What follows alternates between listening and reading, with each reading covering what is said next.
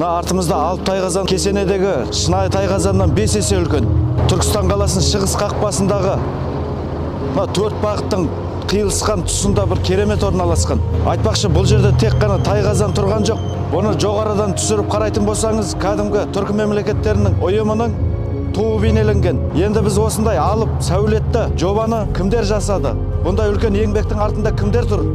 Осы жөніндегі сұрақтарға жауап іздедік. Қарап көріңіздер. Түркістан қаласының бас қақпасында бой көтерген Тайқазан Түркістан урбанистика орталығының қызметкерлерінің бірге істеген атсалысымен жүзеге асқан үлкен жобалардың бірі болып табылады. Бұл жоба негізінен қаланың кіребеш жеріндегі айналма жол ұйымдастыру тапсырмасы болып табылады. Қаланың көркін арттыру мақсатында ең басты нышанымыз Тайқазан болғандықтан, осы Тайқазанға сәйкестендіріп, оны барлық жобасының масштабын көтеріп, соларды жүзеге асырдық.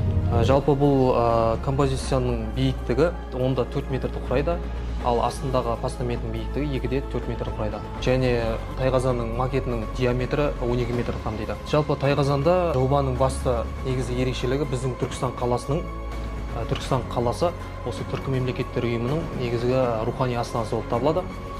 Соған сәйкес бізде сол түркі мемлекеттерінің өзінің байрағы, туы бар. Төбесінен қарағанда ай мен жұлдызы бірге көрінетіндей қылып, оны өзіміздің қазақи нақышта ою-өрнектермен көмкеріп, Тайқазанның толық элементтерін жүзеге асырдық. Түркістан урбанистика орталығының ұжымымен бірге күндіз-түні жұмыс жасап, жүздеген өзгертулер жасап, соларды жүзеге асырдық. Бізде бұл Тайқазан бойынша бірінші кезекте Өтеген Шадияр ағамыз бас жобалаушы болып осы іске кірісті. Бізде сонымен бірге Біттібай Бұлжас, Адамбек Абылайхан және де Тасбау Ержігіт атты сәулетшілеріміз осы Тайқазан жобасымен көптеп айналысып, оның өзгерту процестері, барлық дизайндық жобаларын бірге жасаған осы біздің ұжым болып табылады. Жалпы Тайқазанның өзінің материалы бізде металл конструкциядан болды. Оның сырты ауқымды диаметр 12 метр болғандықтан, бұны жеңіл әрі әдемі көрініс, жалпы өзінің оригинал түпнұсқадағы көрінісі көріну үшін біз бұны сол стеклопластик материалынан берген болатынбыз. Бізде осы Тайқазан жобасының осыны жүзеге асырған тараздық мүсінші Руслан Алимбеков болатын.